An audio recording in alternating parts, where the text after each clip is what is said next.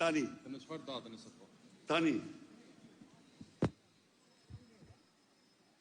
Mbetet në historinë e turpit të Altin Tropinit, i cili për të zhurmuar aferën e tmerrshme të korruptive të Edi Ramës dhe Lubi Ballukut, sajoj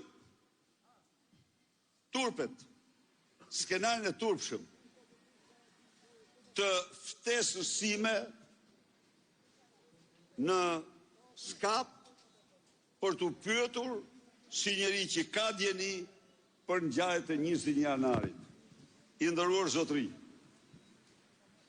ftesa e parë e Altin Tropinit është ka sipas tij mandatën 3 nëntor, pikërisht datën që unë isha këtu. Isha para jush, isha në zyrë, në zyrat e skapit. Dhe donte jo njoftimin tim, por donte që mersenar, puthador, lakejt të qeverisë në media të hapnin studio televizive, jo me Sa lek do? Sa lek do t'ja pun? Ramën dhe vjedhët e tyre 90 milion në tunelin e Llogaras, 130-40 milion në aeroportin e Vlorës, por se ftuam, nuk erdhi tek erdhi. Gjëra, për një minutë. Këto janë gjëra të turpshme. Një minutë. Këto janë gjëra të jo, një minutë. Sepse ju duhet të qëndroni fort ndaj këtyre akteve të papërgjegjshme dhe të turpshme. Njoftim quhet kur një person merr përsipër ta njoftoj ose kur njoftohet direkt personi. Në mënyrë absolute, nga data 3 gjersot, asnjë person nuk më ka ardhur më thot orë dhe datë, më dorëzoj një letër, dhe asnjë person nuk rezulton të ketë marrë përsipër një gjë të tillë. Po në postën tuaj elektronike, Një minutë. Berisha? Po, prit, sqaroj për postën elektronike. Unë kam 2 poste elektronike. Njërin e kam timen, tjetra është e parlamentit, të cilin unë nuk e përdor. E kam përdorur vetëm në një rast, në një korrespondencë e detyrueshme që tjetë nga parlamenti dhe jo nga emaili privat, sepse parlamenti në atë rast komunikonte me një parlament tjetër të organizatave ndërkombëtare. Përdor vetëm atë rast. Po unë kam një gjë tjetër. Unë kam një numër telefoni që e njeh gjithë bota dhe që marr çdo ditë, me qindra mesazhe, dokumenta në WhatsApp, në sinjal, në SMS, dhe aty nuk ka ardhur asnjë gjë. Fletëria e prokurorisë nuk është qytetari digjital. Urdhë.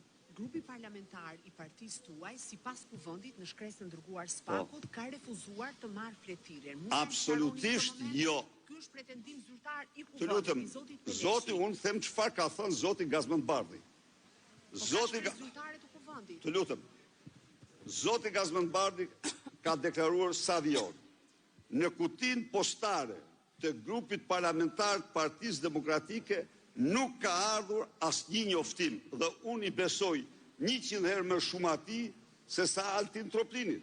S'mund t'i besoj Tropinit. Pse ju i besoni? Pse do thosh kryetari të Kuvendit të Republikës Shqipërisë zoti Berisha që ka dërguar një shkresë zyrtare Spakut, zoti Peleshi. Zoti Peleshi, grupi parlamentar i PD-s. Zoti Peleshi s'ka sjell asgjë. Zoti Peleshi le të provoj se e ka sjell. Po unë s'mund ta mohoj, po ta kishte sjell. Por qofse tani njerë më thoni grup parlamentar, njerë më thoni zoti Peleshi. Po të vesh dorën zjarë për Peleshin, të digjet dora dhe trupi. Mua betë është ajtë pyet për Peleshin mua. Peleshin mos e pyet si është Tani, rrath parë të sqarojmë këtë moment. Momenti i dytë është, unë absolutisht, siç ja u kam thënë, për çdo thirrje, në çdo gjykatë dhe në çdo prokurori të Tiranës, të rrethëve të Shqipërisë, kudo, unë paraqitem, ai është ligj im. Është ligj i pandryshuar i jetësime. Jam paraqitur dhe paraqitem.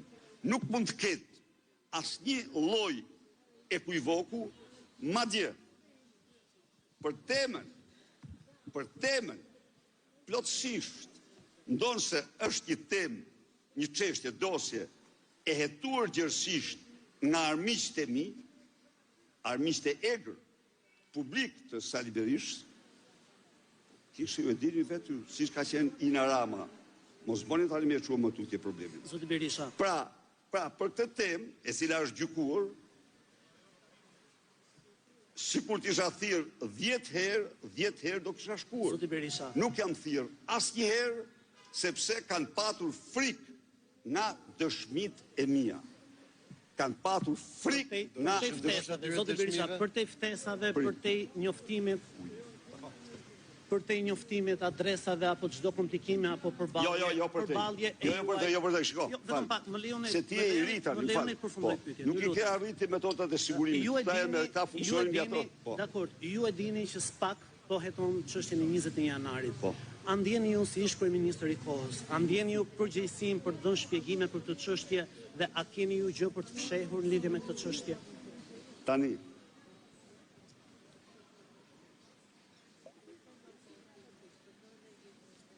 siç ndjove, kjo çështje është hetuar